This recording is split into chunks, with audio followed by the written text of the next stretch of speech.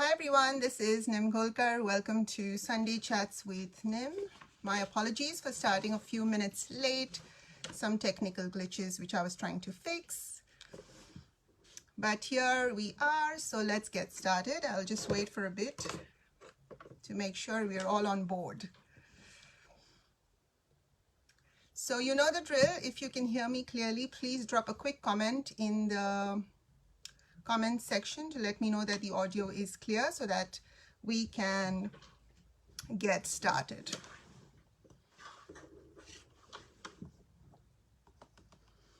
Today we're talking about the art of decision making. So many times if you're confused between, let's say, two options, there's an option A and an option B, or there's option 1 and there's option 2, and you're not quite sure which option to go for, and you're sort of in limbo and you're stuck where decision making is concerned. So today's Sunday Chats with Nim is all about that.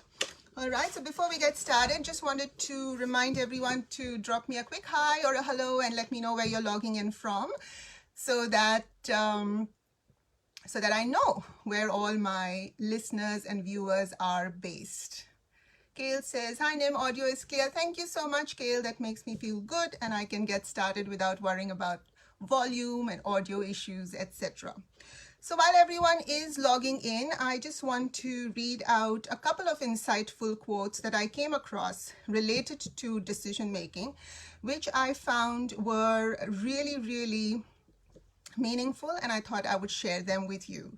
So the first one is by Deepak Chopra from the Book of Secrets, and I'm just going to read you a few of those lines which sort of highlight the topic we're going to be talking about.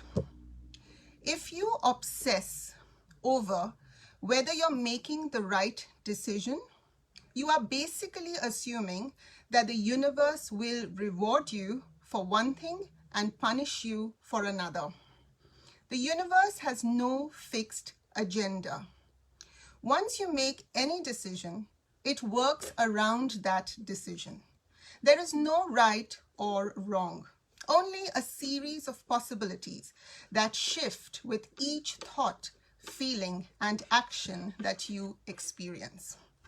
Okay, so that's by Deepak Chopra, which beautifully sums up the art of decision making. And the second quote that I wanted to share with you, which I really thought was brilliant, is don't base your decisions on the advice of those who don't have to deal with the results. Okay, so whenever you find yourself at a crossroads in life and you're facing possibly 2 or more options about moving forward and you're super confused, our normal tendency is to go out and ask people around us for advice. And as we all know, everyone is more than eager to provide advice, right? But I have realized over the years that it's very easy to give advice when you don't have to live with the consequences of following that advice.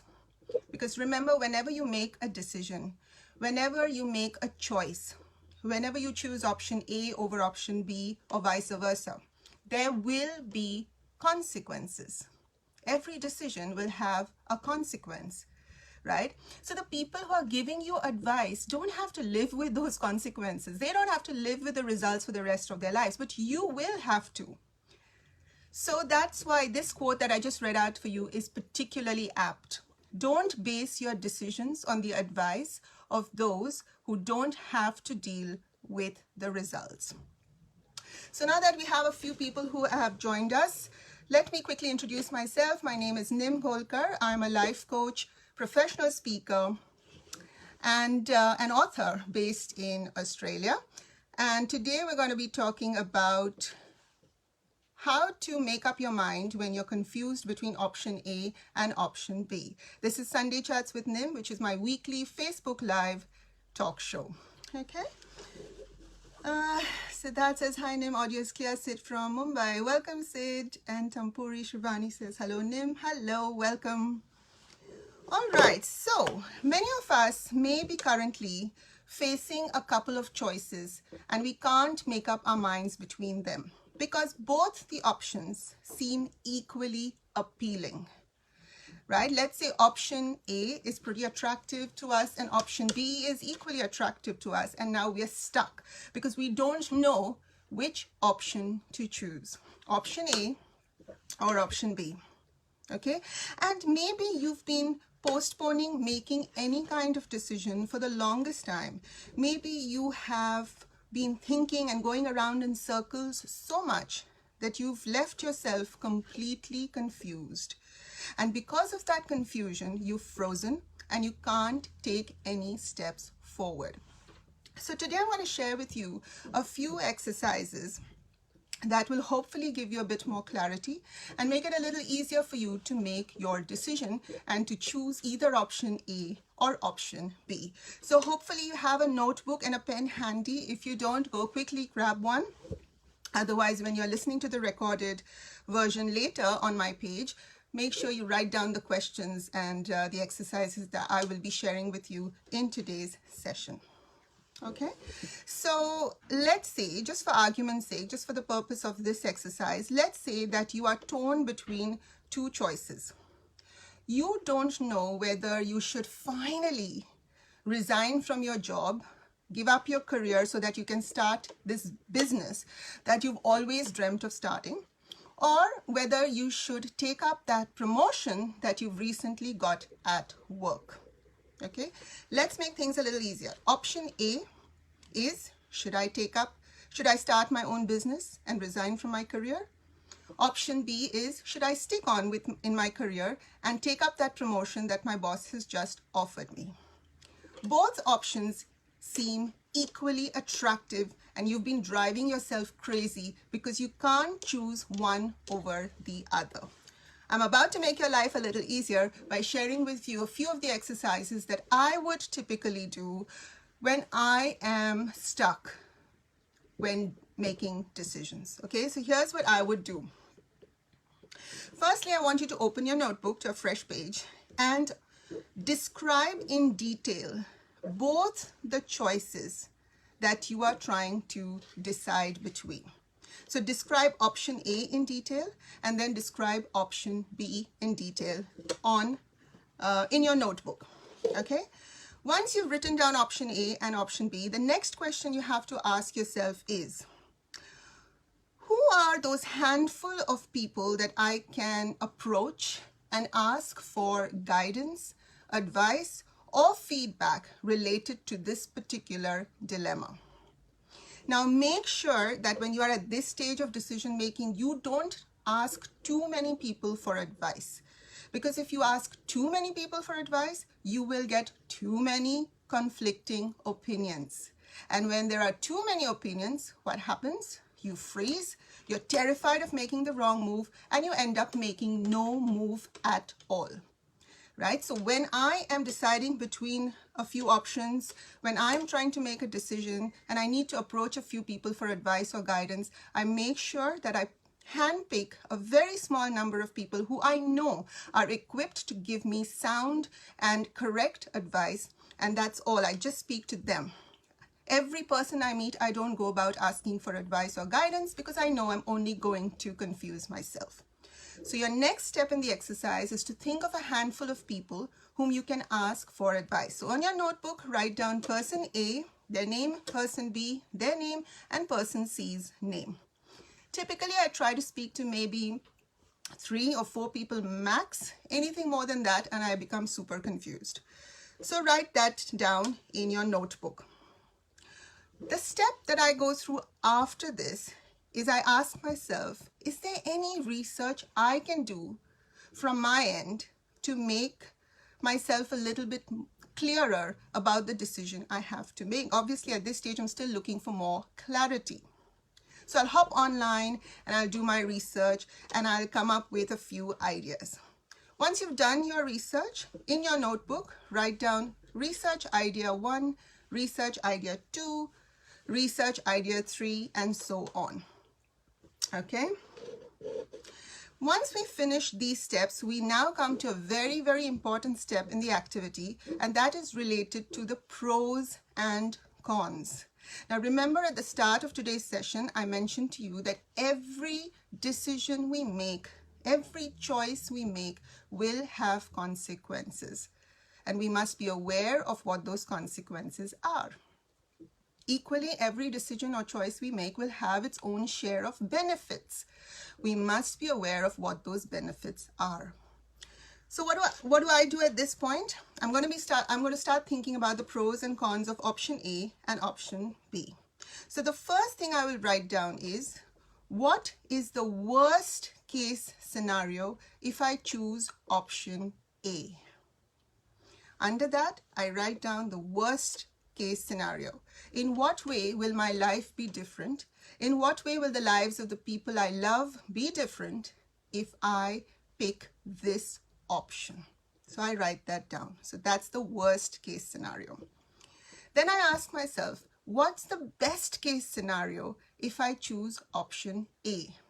How will my life be different? How will the lives of the people I love be different in a positive way if I choose option A? So I write all that down. I repeat these steps for option B. So I'll also ask myself, what's the worst case scenario and the best case scenario for option B? And I'll write that down. And now we come to my favorite question of all time to ask myself in the decision-making process. And that question is, 10, 20, 30 years down the track, which will I regret not doing? Option A or option B? At this point, if you feel that you will regret both, then ask yourself, which will you regret more? And then write down your answer. Okay, once you've finished all these exercises that I've just described, it is time for some reflection. It is time for some inward thinking. So what do? You weigh the pros and the cons of each option. Look at the notes you've made for option A and option B. After that, reflect and think about the advice that you've received from that small tribe of people you approached for guidance and feedback. The third step is, think about what you will regret not doing at the end of your journey. And finally, write down your decision. So if you've chosen option B, write down, I've decided to pursue option B. Now, do you know why so many people are terrified of making a single concrete decision? Because like they say, choosing feels like losing. When you choose option A, you feel like you've lost option B forever. And we don't like to feel like we've lost an opportunity. But here's one important thing that I want you to remember. In life, there are no guarantees. Whenever we make any choice, whenever we make any decision, there's always a 50% chance that it will not turn out the way we had hoped it would. But that is life. That's just how life is. We cannot go through our entire lives constantly afraid of everything. A point comes in life where we must simply grit our teeth, trust a higher force, and move forward. So my friends, that's it for today. I just want to quickly sum up what I've just spoken. We've been talking about decision making, and if you find yourself at a point in life where you cannot choose between option A and option B, and you're terrified of making the wrong decision, just go through the exercises that I have shared with you in this session and finally come to one conclusion. You have to finally make up your mind whether you're going to go with option 1 or option 2. Okay, there's only this much research that you can do. After a point, you must tell yourself, that's enough research. I've spoken to enough people for advice. Now the time has come for me to make a decision. Is it possible that your decision may be completely wrong and you'll realize that a few years down the track? Of course, like I said, there's a 50% chance it's the wrong decision. But better to make a decision and find out it was wrong than to never make any decision at all and remain stuck in a rut forever. Because at least you'll know through the process of elimination what doesn't work. For me, I cherish the mistakes I make because I'm not scared of my mistakes. I look at them as my teachers. Every mistake I make teaches me something about life. It teaches me something about relationships. It teaches me something about people. and it teaches me something about how I can evolve as a human being. When you look at mistakes from that perspective, how can we possibly be scared of failure? So stop being so afraid. If you've been torn between two decisions, go through the exercises I've shared and come up with one singular, concrete choice that you will move forward with. Don't worry about making mistakes. Don't worry about failure. If and when you do fail, you'll figure out what to do with it then. And trust me, you will survive. Not only that, you will thrive. Okay, so that's it. Let me quickly see if I'm missing hi to anyone. Jamil says, hi ma'am, after a long time you've come back. Nice, long time waiting for your sweet words to listen. Thank you, Jamil. I do have Sunday chats with Nim every Sunday. So if you've missed any of them, please do check those out on the page. Hi Poonam, hi Angela. Siddharth says, wow, so easy and we make our life so complicated. Thanks, Nim, you're a great teacher and my mentor. Oh, thank you so much, Siddharth. I'm glad you found the tips shared in today's session helpful. I truly believe that life is meant to be a whole lot simpler than we make it. As human beings, we make life super complicated, and it's not always needed to make life so complicated. There is always a simpler option that we can pick if only we know where to look for it. So that's it from me for today. Before I log off, I just wanted to remind you all about an exclusive opportunity that I'm offering. It's a masterclass via Zoom, and it's called How to Become an Effective Communicator. This is happening on Sunday, the 21st of June, from 3 to 4:30 p.m. Sydney time, and it's priced at $25. I'm not quite sure how much that is in Indian rupees, but I believe it is somewhere between 1,000 to 1,500 Indian rupees, somewhere between that amount. For those in Australia, it's 25 Australian dollars. It is a masterclass where I'll be sharing with you my exclusive tips, techniques, and strategies on how you can become a better communicator. Now, whether you've been wanting to hone your communication skills for your workplace, interacting with your peers, with senior management, or in general with your social network, you're going to love this session because I'm going to share with you some of my best techniques ever to become a better communicator.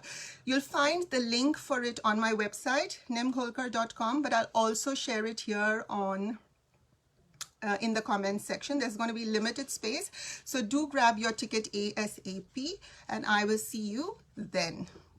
Before that, of course, I will have another episode of Sunday Chats with Nim next Sunday, 4 p.m. Sydney time. And Angela says, thanks for your great tips. You're very welcome, Angela.